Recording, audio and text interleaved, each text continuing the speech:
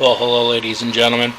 This is the same piece of 416 stainless steel that I was using the 7-degree tool on a little while ago, and the 7-degree tool performed well.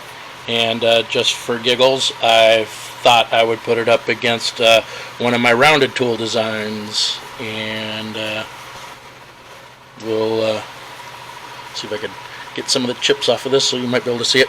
But it has a totally rounded nose to it, sharp slope on the back side of it, 10-degree back rake, and this tool appears to perform very well as well. So here, take a ride and take a look.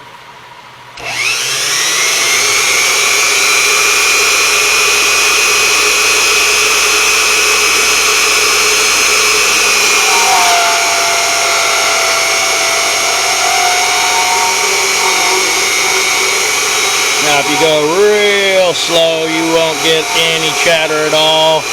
I was being a little aggressive, and you could tell when I get a little bit more aggressive because the tool will make all kinds of noise.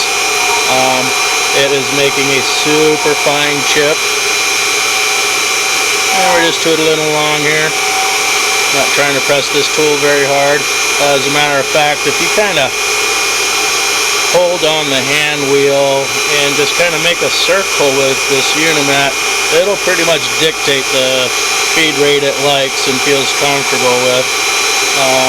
Now this is very nice for shafts and all that good stuff because it makes a very generous radius, so there isn't a lot of stress left at the end of a shaft.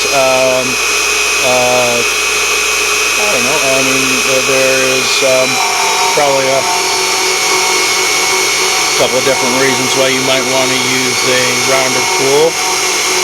This one is because it's making a very nice cut and a very nice finish, and if you don't overhog this tool, it is very mirror-like finish.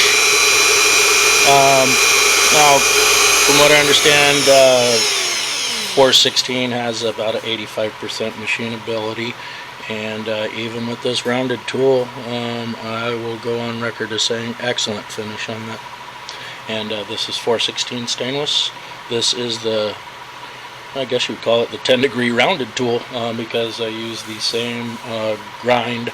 I set the reference at 10 degrees, and I just follow the 10-degree roll on that, sharpen it off on the back side, but obviously it performs very well. Thank you again for watching.